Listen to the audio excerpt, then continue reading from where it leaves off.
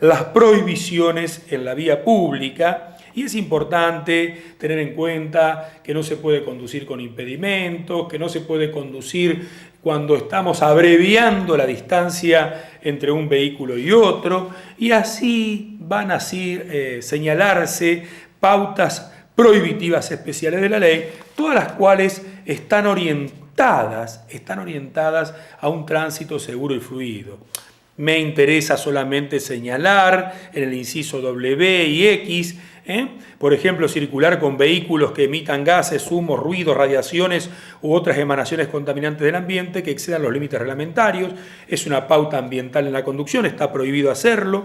Está prohibido conducir utilizando auriculares y sistemas de comunicación de operación manual continua. ¿Por qué? Porque colocan condimentos de peligrosidad en el tránsito que pueden ser evitados. Y luego también la ley avanza rápidamente sobre las pautas de estacionamiento que ustedes van a encontrar en el artículo 49 y que deben leer de una manera adecuada. Nosotros vamos señalando los artículos en base a la ley que tienen que tener en forma continua para evitar que esto sea una farragosa repetición de artículos. Vamos a ir cerrando este primer bloque para que ustedes puedan detenerse, realizar una lectura de los artículos mencionados y poder continuar con otros aspectos especiales de la ley.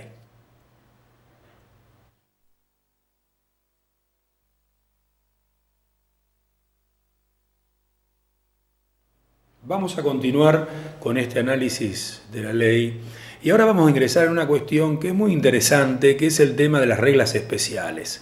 Las reglas especiales parten de la velocidad con la cual se debe o se puede circular. A mí me interesa fundamentalmente decirles que más allá de las pautas numéricas de velocidad, ustedes tienen que tener en cuenta que siempre hay que manejar o conducir en base a un criterio, a un concepto que se llama velocidad precaucional. ¿Cuál es la velocidad precaucional? La que me permita, de acuerdo a la fluidez del tránsito, a la seguridad, a las circunstancias especiales, evitar la causación de cualquier daño. Entonces, debo tener el pleno dominio del automotor. Velocidad precaucional, pleno dominio del automotor, son conceptos básicos para colocarnos en un contexto normativo adecuado. Y ya saben, tienen que ir construyendo una serie de pautas o de principios en base a los cuales. ¿Y cuáles son, por ejemplo? Bueno, esto del peatón que hablábamos recién. Entonces el peatón tiene un tratamiento especial en beneficio del peatón, en beneficio de los discapacitados, en beneficio del cuidado del ambiente. Todo eso también integra un contexto donde la velocidad tiene que ser la adecuada, precaucional y con el pleno dominio del automotor. Vamos a la primera placa de este segundo bloque para considerar estas cuestiones. Observen la pregunta central. ¿Cuál es la velocidad adecuada? La que permita tener siempre el pleno dominio del vehículo dentro de los límites mínimos y máximos del caso. Esto está recogido en el artículo 50, que dice que el conductor debe circular siempre a una velocidad tal que, teniendo en cuenta su salud, o sea, particular atención a ello, el estado del vehículo, condiciones técnicas y de seguridad, y su carga, la visibilidad existente, no es lo mismo con neblina sin neblina, con humo sin humo, las condiciones de la vía, si está destrozada no es lo mismo que si está en correctas condiciones de señalamiento, el tiempo, densidad del tránsito, tenga siempre el total dominio de su vehículo y no entorpezca la circulación. De no ser así, deberá abandonar la vía o detener la marcha. Esto es importantísimo que ustedes lo tengan en cuenta. Luego señala, por supuesto, las velocidades máximas y también velocidades mínimas en los artículos subsiguientes, que ustedes pueden analizar en cada caso, recordar que esto puede estar modificado por normas provinciales y normas municipales. Avanza luego la ley sobre reglas especiales, pero siempre dentro de este concepto que acabamos de señalar.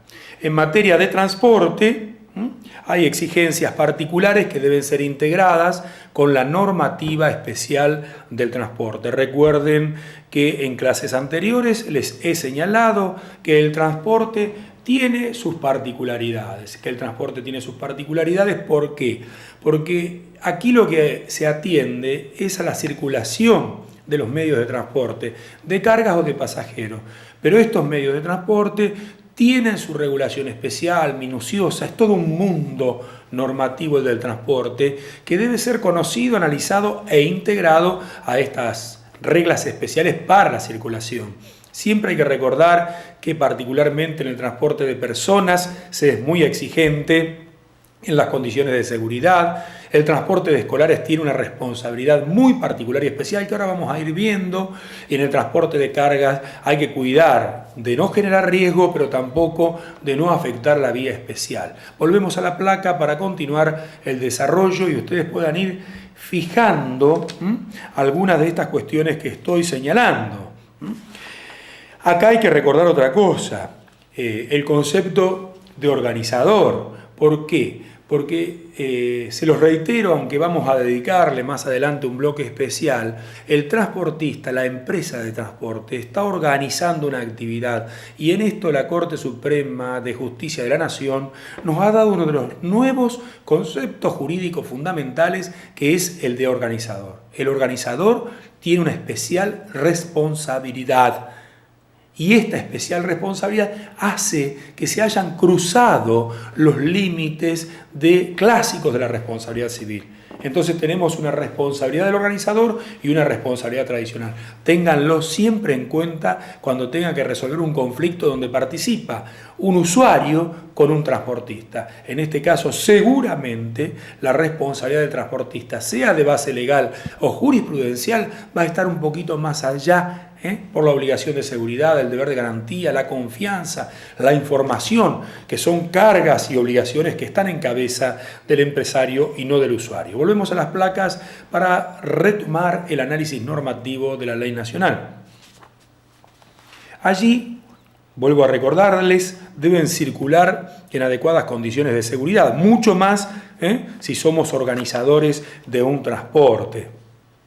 Por tomar algunas de las cuestiones, una de las normas nos señala que los vehículos deben estar equipados a efectos del control para prevención e investigación de accidentes y de otros fines, con un dispositivo inviolable y de fácil lectura que permita conocer la velocidad, distancia, tiempo y otras variables sobre su comportamiento, permitiendo su control en cualquier lugar donde se halle el vehículo.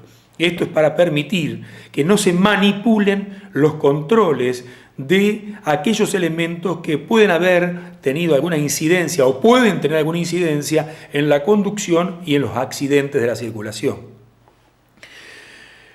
Acá hay que analizar una cuestión especial que está contemplada en la última parte del artículo 53.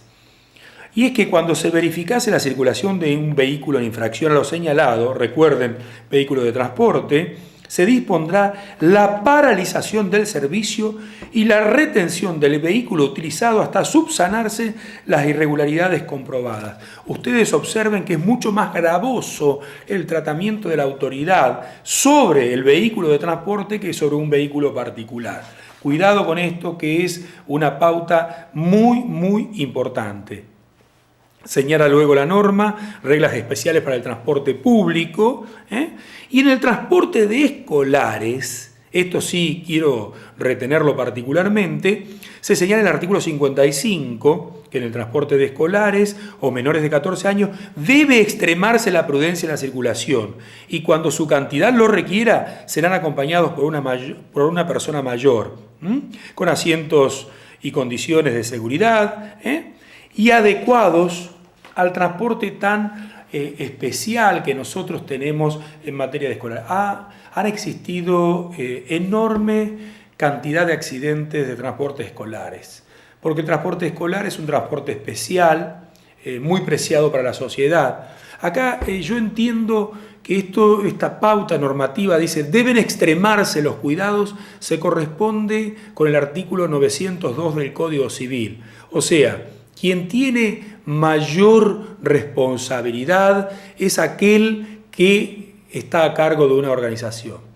Quien tiene la obligación de mayor prudencia, porque tiene el control sobre los sujetos especiales, en este caso que son menores, tiene mayor responsabilidad. O sea, mayor prudencia, mayor deber, mayor responsabilidad. Volvemos a las placas de análisis del transporte para continuar este cuidadoso estudio del transporte en materia, ya sea de escolares, en materia de cargas. Y ustedes pueden señalar otra pauta especial, que es el exceso de carga. ¿Es responsabilidad del transportista la distribución o descarga fuera de la vía pública, bajo su exclusiva responsabilidad de la carga que excede las dimensiones o peso máximo permitido? Y luego dice que el transportista responde por el daño que ocasiona a la vía pública. Este es un tema muy especial, muy especial. ¿Por qué? Porque ustedes saben que el transporte de carga ocasiona muchos problemas en lo que es la fluidez y la seguridad en el tránsito. Entonces se recogen normas especiales para la carga y descarga y también para el cuidado de la vía pública. Dentro de las reglas especiales también tenemos algunas cuestiones que ustedes deben tomar. Respecto de los obstáculos en la vía pública, ya lo he señalado en diversas oportunidades. Y esto es que no pueden existir obstáculos en la vía pública. Este es el principio.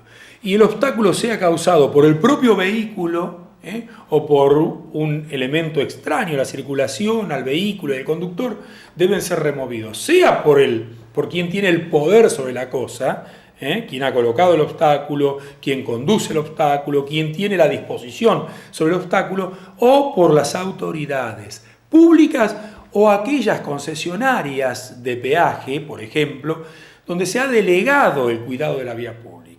Se debe señalar, se debe remover, se debe evitar el peligro. Todas estas cuestiones hacen al obstáculo. ¿Quiénes responden? Quien tiene el poder de disposición sobre el obstáculo puede ser el propio conductor, el propietario del vehículo, el propietario del contenedor, pero también puede serlo la autoridad pública o la concesionaria del peaje que tiene una delegación de ese poder sobre el obstáculo. Volvemos a la placa para observar algunas cuestiones particulares. A mí me interesa señalar algo que en la República Argentina en momentos de convulsión social suele tener muchas cuestiones problemáticas, y es el tema del uso especial de la vía pública. Acá estamos con algunas cuestiones muy particulares, los cortes de calle, los cortes de accesos, de autopistas, y también si se puede usar la vía pública para movilizaciones, para festivales, para marchas. Entonces, es cierto, la vía pública es un elemento que se está utilizando cada vez más como un lugar donde se puede llevar adelante con fuerte presencia y connotación social un reclamo hacia el poder, hacia el Estado, cualquiera sea este. Entonces, no es que no se pueda usar, debe usarse con la debida organización, con la debida autorización y con la debida responsabilidad.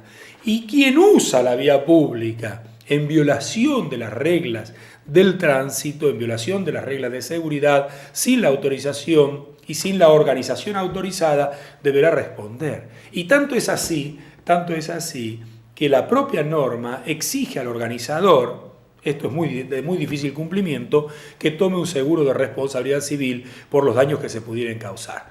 Entonces, esta es una cuestión que nosotros tenemos que tener en cuenta. El concepto de organizador hace más gravosa su responsabilidad. Lo voy a reiterar tantas veces como sea necesario, porque este es uno de los quiebres conceptuales más importantes que existe en el mundo jurídico de la responsabilidad. Volvemos a las placas para continuar el análisis normativo que estamos realizando. Respecto de los vehículos de emergencia, voy a reiterar esta prioridad normativa que hay, pero siempre y cuando estén en cumplimiento de su misión, siempre y cuando estén en las condiciones adecuadas de advertencia para los demás y siempre y cuando no ocasionen un mal mayor que aquel que intentan resolver. Por supuesto que la ley trae normas para las maquinarias especiales que ustedes deben conocer, franquicias especiales para personas con capacidades particulares o especiales, diplomáticos, etcétera, que tienen algunas cuestiones importantes y particulares que podemos decir que son las franquicias especiales en cada uno de los casos. En este segmento lo que vamos a hacer es ir cerrando este segundo análisis para luego introducirnos rápidamente en el mundo de los accidentes. Entonces, recuerden, todas estas reglas están normativizadas en la Ley Nacional de Tránsito, pero deben ser adecuadas en el transporte de carga, en el transporte escolar, en el tema de las franquicias, a las normas con las cuales se articula este sistema nacional. Entonces, cerramos aquí y continuamos luego en el próximo bloque con los accidentes de tránsito.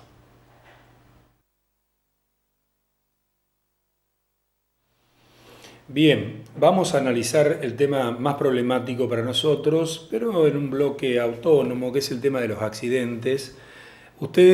Esto sería una especie de deformación profesional. En realidad, en materia de tránsito, la cuestión organizativa, el tránsito mismo, son todos los presupuestos necesarios sobre los que hay que profundizar para la regulación adecuada. Pero bueno, a nosotros nos ha tocado partir de la consecuencia dañosa para llegar a una necesidad de organización del tránsito, normativizarlo, analizarlo.